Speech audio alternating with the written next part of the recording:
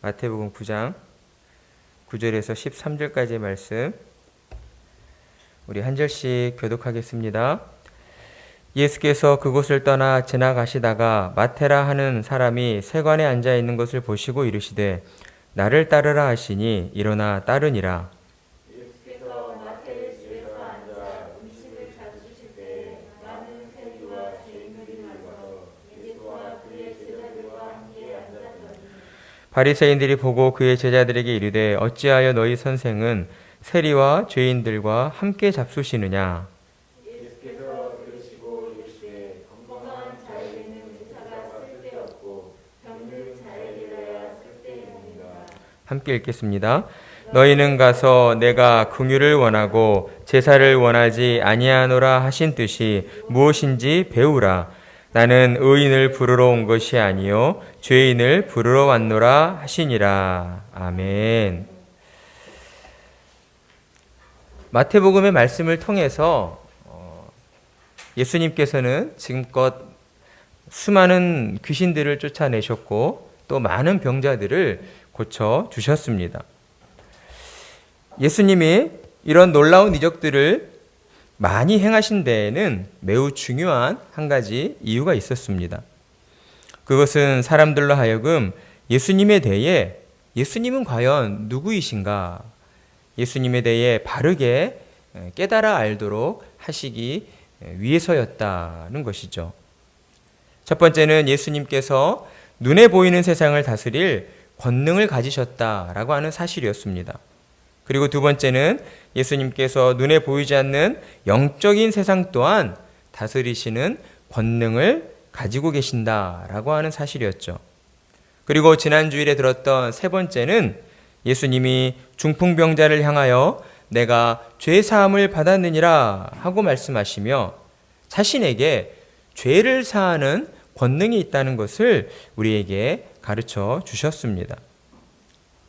예수님께서는 당신을 따르는 제자들과 많은 사람들이 무엇보다도 이 사실을 깨닫게 되기를 원하고 계셨습니다.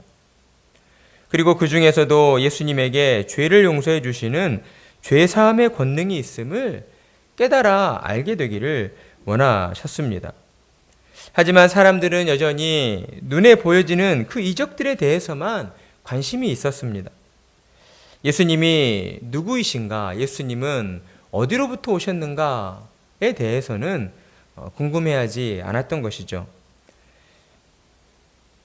그래서 사람들은 예수님께서 하신 나에게 죄사함의 권능이 있다라고 하신 그 말씀에 별 의미를 두지 않았습니다. 한 귀로 듣고 한 귀로 흘려버린 거죠. 사람들에게 있어 여전히 중요한 것은 병을 고치고 귀신을 쫓아내시는 그 하나님의 권능이 예수님을 통해 계속 일어나기를 바랄 뿐이었습니다. 하지만 예수님의 바람은 사람들이 좀 더 근본적인 문제에 관심을 가지게 되기를 원하고 계셨던 것이죠. 육신의 질병의 근본적인 원인이 무엇이고 귀신에 사로잡힌 일들이 왜 일어나게 되는가를 그들이 알게 되기를 원하셨던 것입니다. 성경은 이렇듯 언제나 예수님이 누구이신가에 초점이 맞춰져 있습니다. 그리고 우리에게 그 예수님이 어떤 분이신가를 가르쳐주고 소개시켜주고 있다는 것이죠. 따라서 우리는 성경을 읽고 묵상할 때마다 말씀 속에서 예수님을 발견해야 하는 것입니다. 그리고 매 순간 예수님이 어떤 분이신가를 깨닫고 예수님께서 이 땅에 오신 그 이유와 목적이 무엇인가를 확인해야 하는 것입니다. 왜냐하면 성도는 예수님을 믿고 예수님의 가르침에 순종해야 하는 그리스도인들이기 때문이죠. 오늘 본문은 그러한 의미에서 지난주일 말씀에 이어지는 연장선이라고 할 수 있습니다. 예수님께서 말씀하신 것처럼 나에게 죄 사함의 권능이 있다라고 하신 그 죄 사함이 어떠한 방식으로 우리에게 나타나는가를 말씀해 주고 있는 것입니다. 오늘 말씀은 예수님께서 이제 전에 머물던 곳을 떠나 길을 지나가시다 벌어진 한 사건을 기록하고 있습니다. 예수님께서 전에 머물던 그 집을 벗어나서 이제 길을 가시다 한 사람을 보시게 됩니다. 누구를 보셨습니까? 마태를 보시게 됩니다. 마태는 이 마태복음을 기록한 저자이죠. 성경은 세관에 앉아있던 마태를 예수님께서 보셨다라고 말씀하시며 너는 나를 따르라.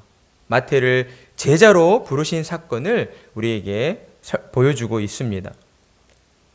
마태에 대해 마태가 어떤 사람인가 우리가 좀 더 자세히 알아보기 위해 오늘 말씀과 동일한 사건을 기록하고 있는 마가복음 2장 14절과 누가복음 5장 27절 말씀을 함께 읽어보도록 하겠습니다. 먼저 마가복음 2장 14절의 말씀입니다.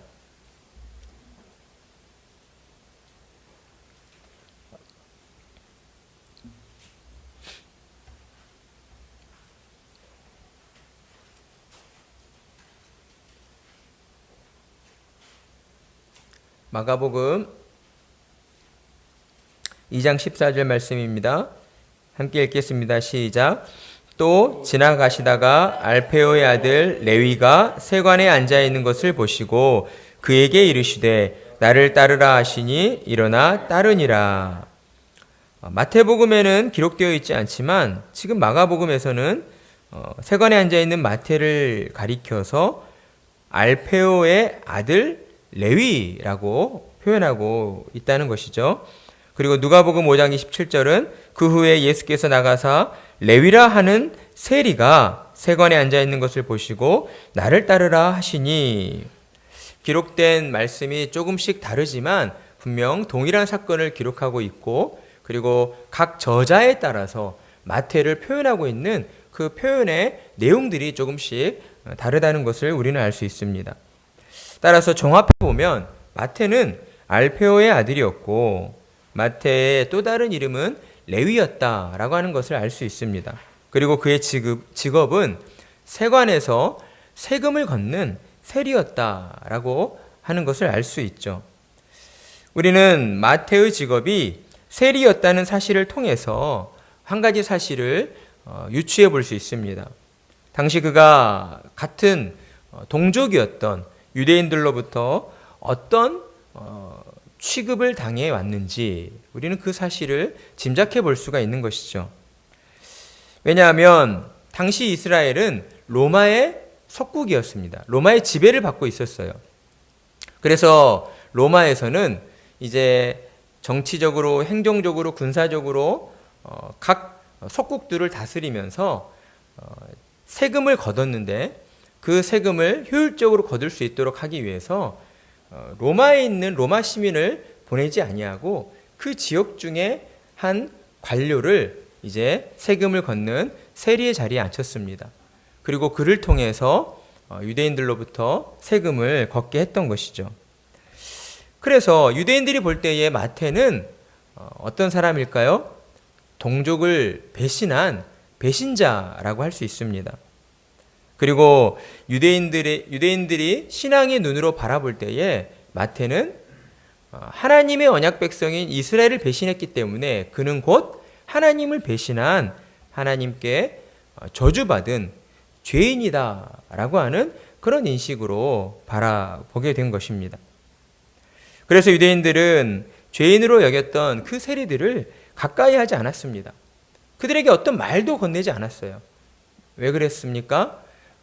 유대인들의 그 장로 유전, 신앙의 전통에 따라서 그들은 부정하다 여겨지는, 불결하다 여겨지는 것을 가까이 하지도 않고 만지지도 않는 그런 전통이 있었기 때문입니다. 마태는 그러한 환경 속에서 자신의 처지를 잘 알고 있었습니다. 그래서 마태는 오늘도 자신을 바라보는 그 유대인들의 따가운 시선을 외면한 채 자신의 일에 집중하고 있었던 것이죠. 그런데 그런 그에게 예수님이 찾아오셨습니다. 하나님께로부터 권능을 받아 수많은 병자들을 고치시고 귀신들을 쫓아내신 그 예수님께서 수많은 유대인들로부터 높임을 받으며 예수님을 스승으로 모시고 싶어하는 그 예수님이 마태 자신에게 찾아오신 것입니다. 마태는 아마 그 상황이 어리둥절했을 거예요. 하지만 예수님께서는 마태에게 그 상황을 해석할 그런 시간적 여유도 주시지 않고 마태를 향하여 너는 나를 따르라 라고 말씀해 주십니다. 그러자 성경은 무엇라 증언하고 있습니까? 마태는 자신이 하던 모든 일을 내려놓고 그 즉시 예수님을 따랐다라고 말씀하고 있습니다. 우리는 이러한 성경의 증언 속에서 보통은 이렇게 해석을 하게 됩니다. 마태의 행동에 초점을 맞추는 것이죠. 마태의 그 믿음이 예수님의 부르심에 순종하였던 마태의 믿음이 훌륭하다. 그런 믿음을 가져야 된다라고 우리는 많이 들어왔습니다. 물론 그러한 해석도 일부분 맞는 해석일 것입니다. 하지만 계속해서 이어지는 마태복음의 증언을 통한 핵심 주제는 마태의 그 행동에 있지 않다는 것이죠.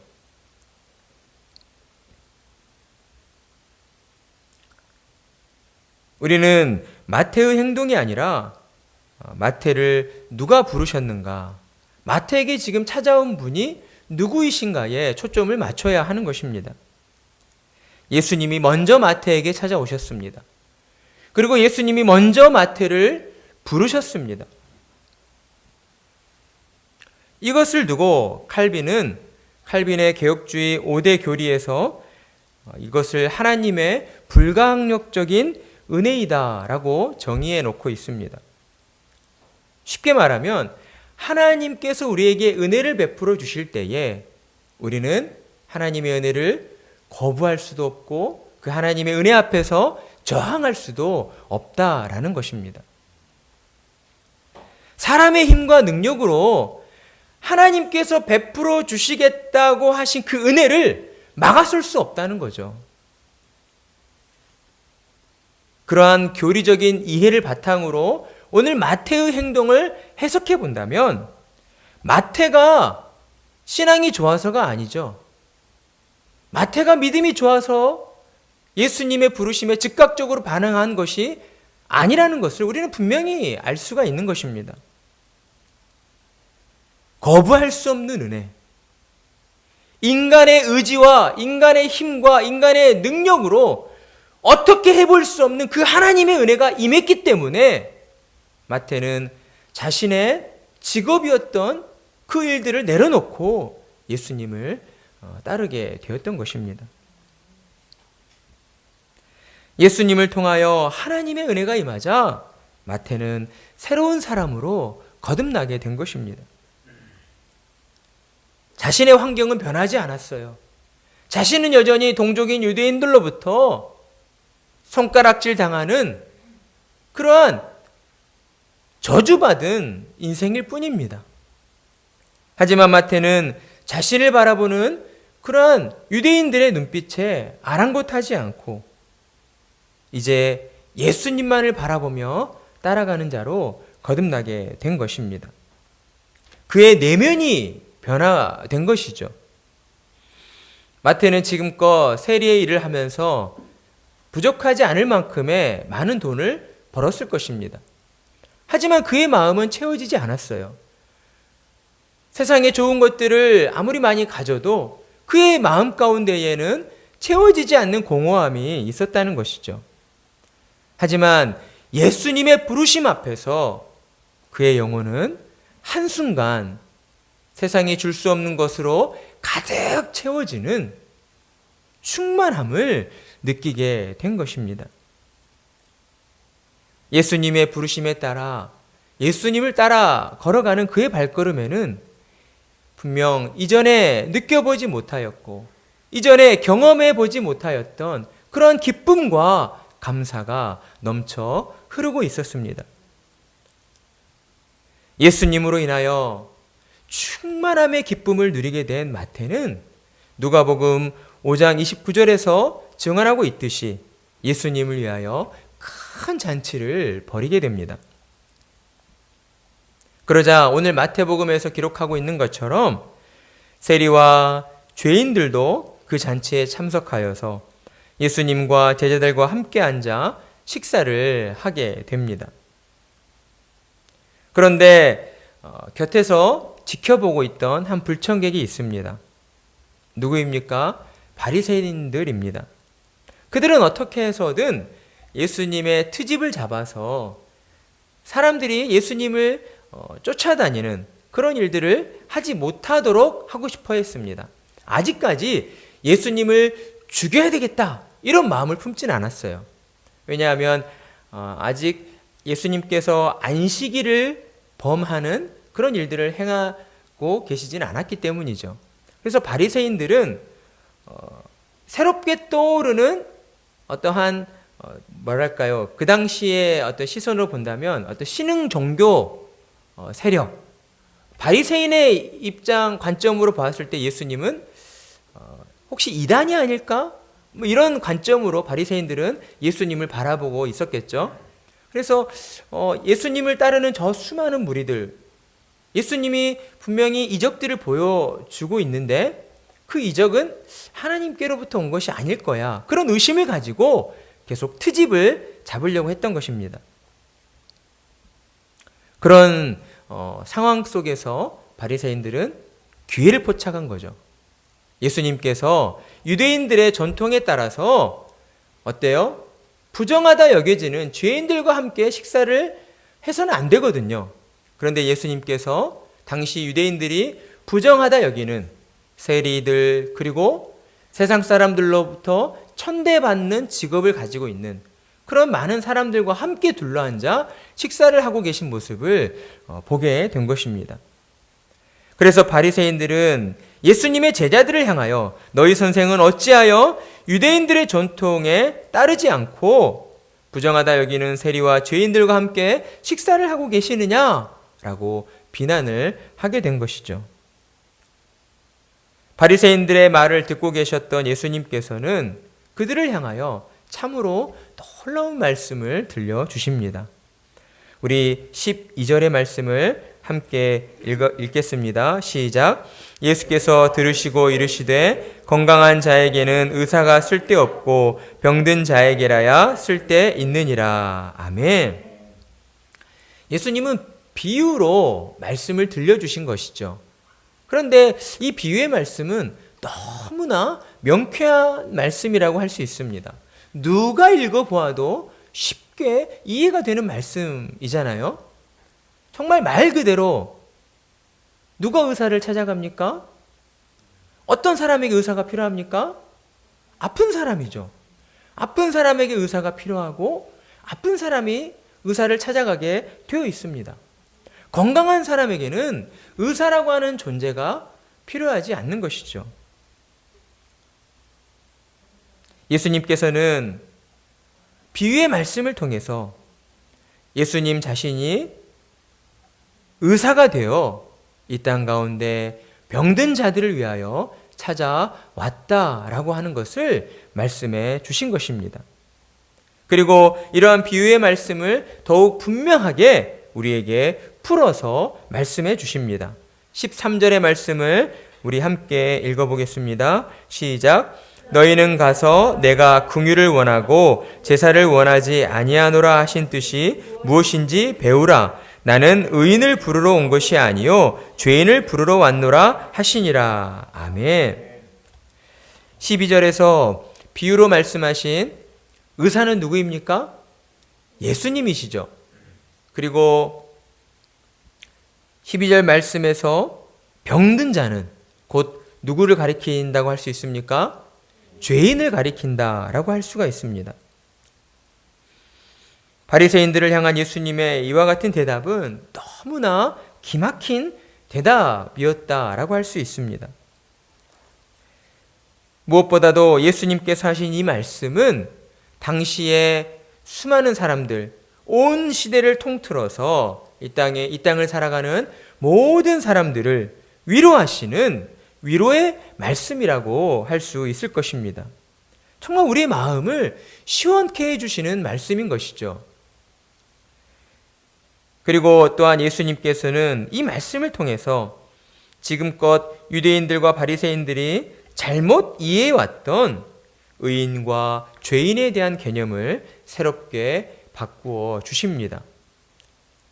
예수님은 먼저 구약 성경의 호세아서의 말씀을 인용하셨어요. 호세아서 6장 6절의 말씀은 이렇게 기록되어 있습니다. 나는 인애를 원하고 제사를 원하지 아니하며 번제보다 하나님을 아는 것을 원하노라. 아멘. 예수님이 이처럼 호세아서의 말씀을 인용하신 것은 당시 바리새인들의 그 잘못된 신앙의 모습을 바로잡아 주시기 위해서였습니다. 바리새인들은 하나님과의 인격적인 교제보다, 하나님과의 친밀한 만남보다 그들은 형식적으로 드려지는 제사에 더 집중하고 있었기 때문입니다. 예수님은 그들을 향하여 너희가 참으로 어리석도다라고 말씀하신 것이죠. 예수님은 하나님을 사랑하고 하나님과 친밀한 교제를 나누는 것이 제사 드리는 일보다 더 중요하다라고 말씀해 주신 것입니다. 그리고 그 일을 위해서 하나님과 친밀한 교제를 나누기 위해서 무엇보다 하나님을 바르게 아는 일이 우선시 되어야 한다는 것을 우리에게 가르쳐 주신 것입니다. 따라서 예수님의 이 말씀으로 볼 때에 결과적으로 바리새인들은 호세아 선지자 때처럼 하나님을 아는 지식이 없어 내 백성이 망하는도다 라고 탄식하였던 그 호세아 선지자의 말처럼 바리새인들 또한 하나님을 아는 지식이 없어 망하는 길로 가고 있었다라는 것을 우리는 알 수가 있는 것이죠. 그래서 예수님께서는 바리새인들과 모든 사람들을 향하여 당신이 이 땅에 오신 그 이유와 목적이 무엇인가를 분명하게 가르쳐 주고 있는 것입니다. 나는 의인을 부르러 온 것이 아니요 죄인을 부르러 왔노라. 아멘. 예수님께서는 말 잘 듣는 그런 착한 사람들을 부르러 오신 분이 아닙니다. 예수님께서는 선한 일을 많이 하고 성품이 좋은 그런 사람들을 부르기 위해 오신 분이 아니시다라는 거죠. 예수님은 누구를 위하여 이 땅에 오셨습니까? 예수님은 병들어 아파하는, 고통받으며 신음하는 환자들을 위해 이 땅에 오셨습니다. 죄로 말미암아 타락한 이 세상 속에서 죄와 싸워야 하는, 그 고통받고 신음해야 하는 그 상황 가운데 놓여 있는 죄인들을 구원하시기 위해 이 땅에 오셨다라고 하는 것이죠.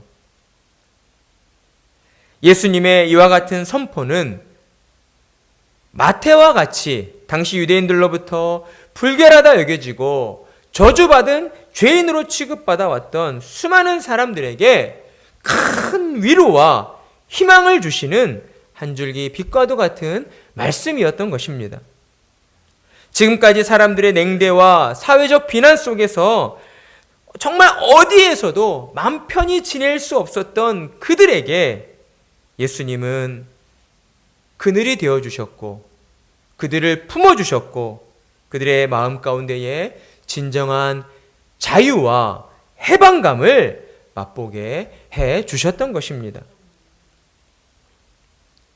하지만 예수님의 이러한 선포 앞에서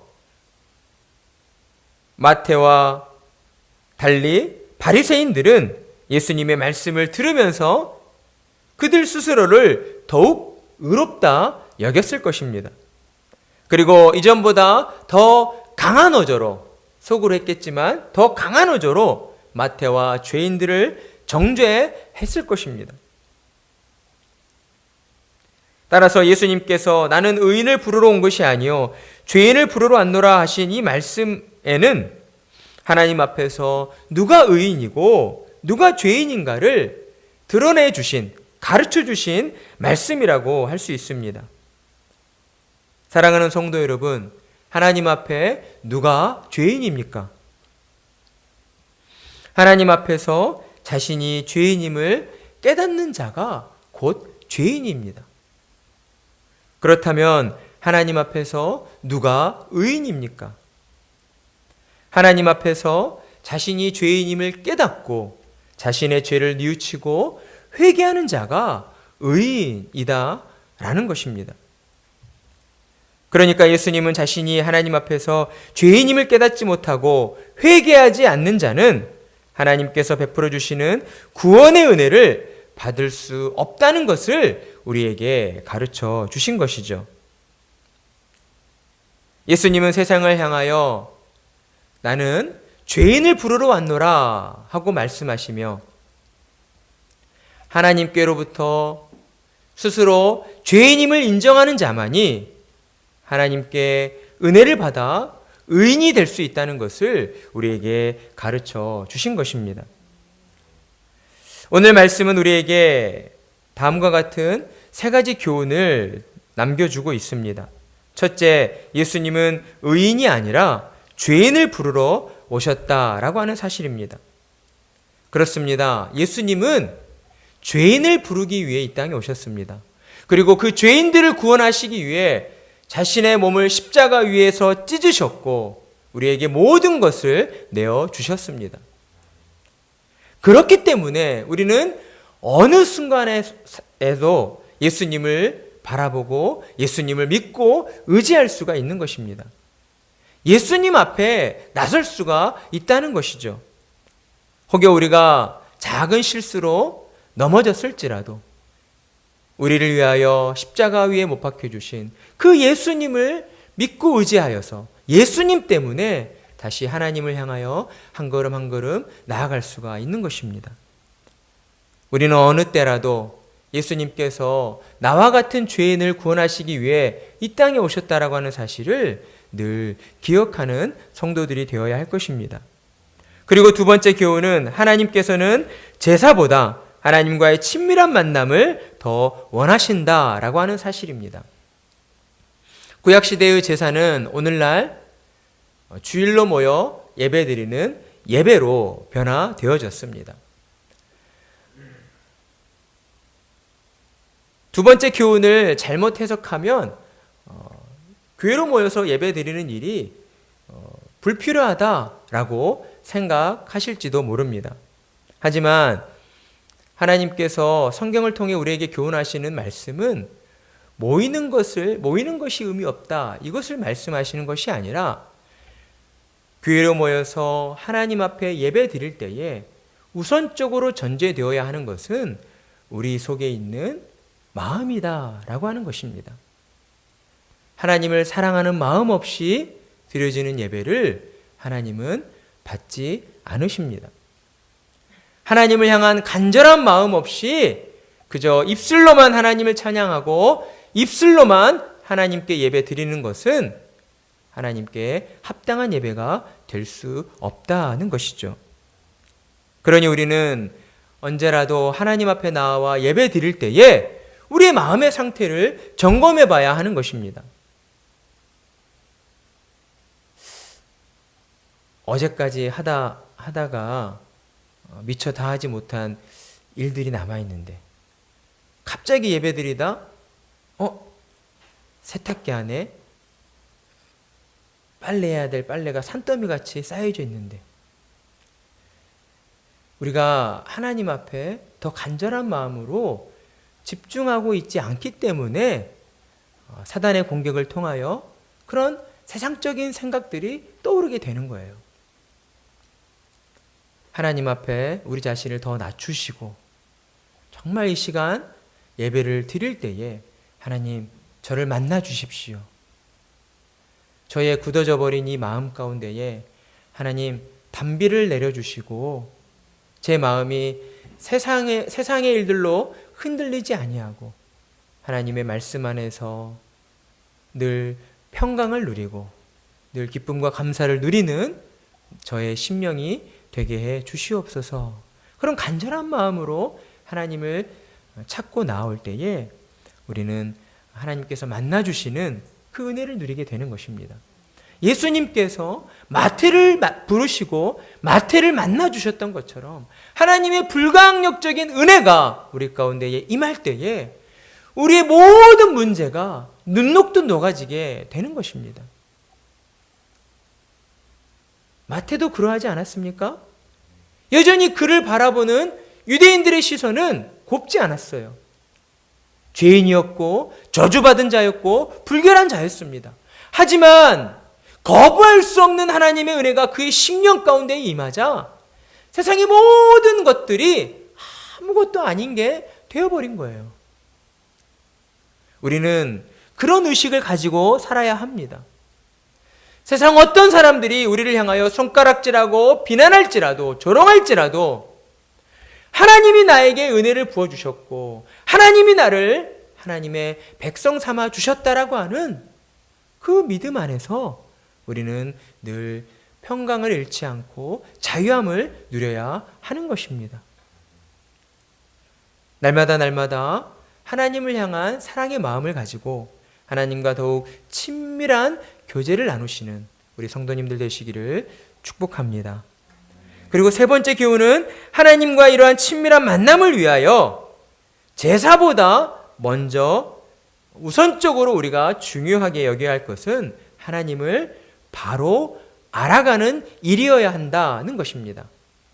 하나님을 알지 못하기 때문에 하나님을 바르게 예배드리지 못하는 겁니다. 따라서 우리는 신앙생활을 해 나간다 할 때에 단순하게 어떤 무속적인 신앙처럼 믿습니다, 비나이다 이런 신앙으로 신앙생활을 해서는 안 되는 것입니다.